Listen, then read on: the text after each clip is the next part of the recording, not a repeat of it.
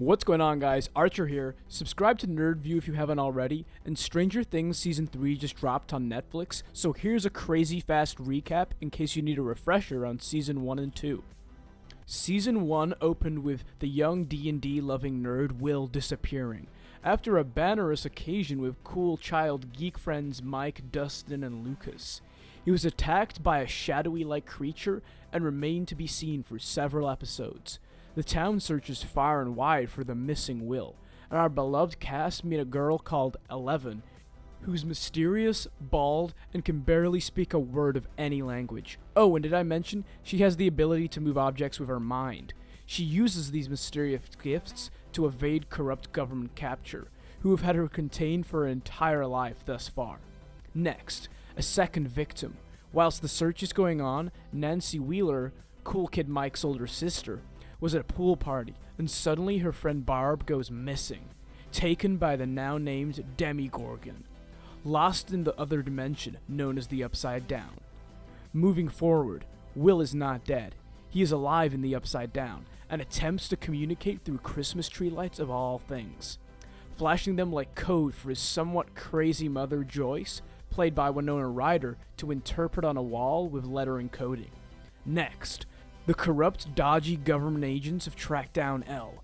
They know she's staying with Mike in the suburbs and begin to pursue her.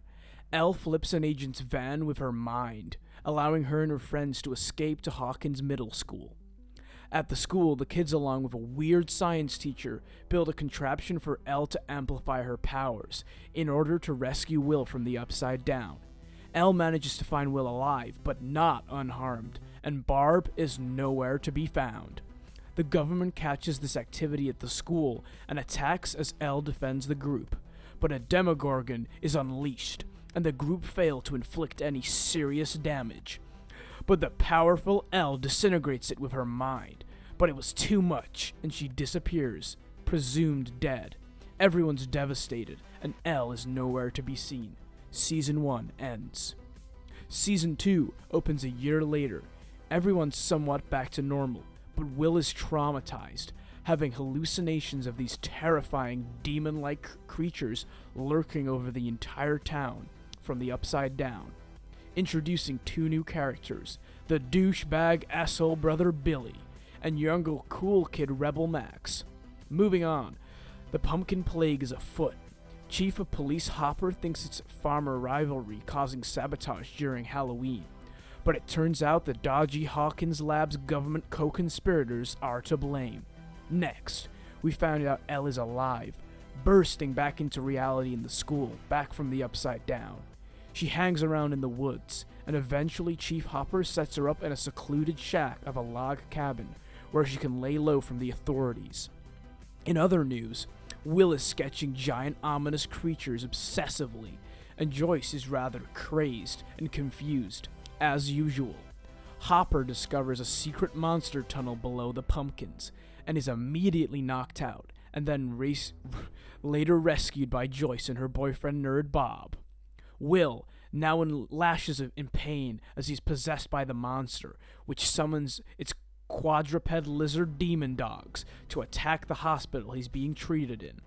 Meanwhile, Elle goes on a weird trip to meet her mom and encounters others who grew up the same way as her in corrupt government facilities, but they want to kill everyone responsible. And after some mild vigilantism, Elle decides that isn't for her and returns to Hawkins.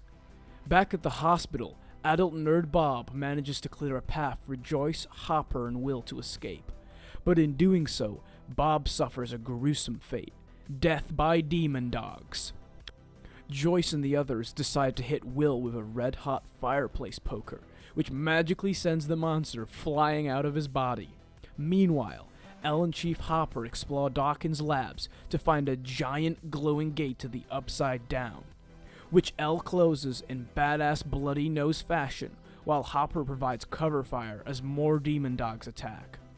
The government and Hawkins Labs are exposed for their atrocities and shut down, and the season closes with an innocent kiss between Elle and Mike. Boom! You're up to date with Stranger Things now. Go watch Season 3 with the lights turned off and have a blast of a time. I've been Archer. Subscribe to NerdView. and I'll see you all back again tomorrow.